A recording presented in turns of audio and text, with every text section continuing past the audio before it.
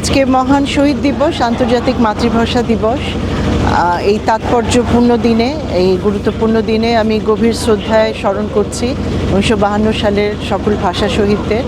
আমি বিনম্র শ্রদ্ধা জানাই 1971 সালের সকল বীর মুক্তিযোদ্ধা শহীদদের প্রতি এবং 2024 সালের জুলাই গণ অভ্যুত্থানে যারা জীবন আত্মোৎসর্গ করেছেন সেই সকল শহীদদের প্রতি।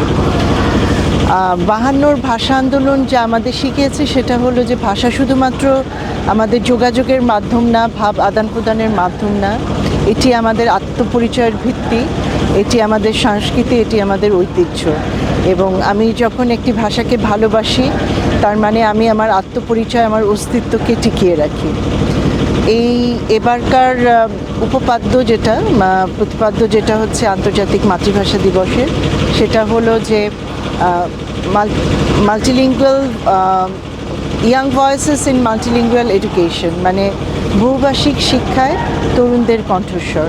তো বাংলাদেশ এখানে অনেক দূর এগিয়ে গেছে। আপনারা জানেন যে বাংলাদেশে বাংলা ছাড়াও 41টি ক্ষুদ্র নৃগোষ্ঠী আছে, তাদের নিজস্ব ভাষা আছে, সংস্কৃতি আছে, এবং তরুণরা কিন্তু এতে অনেক দূর এগিয়ে গেছে। তারা এই ভাষায় লেখালেখি করছে, বই প্রকাশ করছে, এবং ডিজিটাল আর্কাইভেও আমরা তরুণ যে গবেষক আছে তাদেরকে যুক্ত করছি যাতে করে এই ভাষাগুলো টিকে থাকে।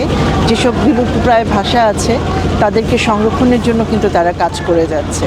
আর আমাদের যে নতুন সরকার এসেছেন, মাননীয় প্রধানমন্ত্রী তারেক রহমানের নেতৃত্বে যে সরকার এখন দেশ পরিচালনা করছে, তারাও জাতি, বর্ণ, গোষ্ঠী নির্বিশেষে সকল নাগরিকের ভাষা অধিকার রক্ষায় তারা অঙ্গীকারবদ্ধ এবং বাংলা ভাষার উন্নয়নেও তারা কাজ করতে আগ্রহী। তো আমি সেই সাথে আমি শ্রদ্ধা জানাবো এবং অভিনন্দন জানাবো টাওয়ার হ্যামলেট সহ যুক্তরাজ্যবাসীকে, কারণ এখানেও কিন্তু আপনার বহু ভাষিকতা বা মাল্টিলিঙ্গুয়ালিজমকে সম্মান জানানো হয়। এবং আমি যেখানে টাওয়ার হ্যামলেটে দাঁড়িয়ে আছি এখানেও প্রায় 137টি ভাষায় মানুষের কথা বলেন। তো এই যে এত ভাষার সম্মিলন, এটাও কিন্তু একটা আমাদের শক্তি।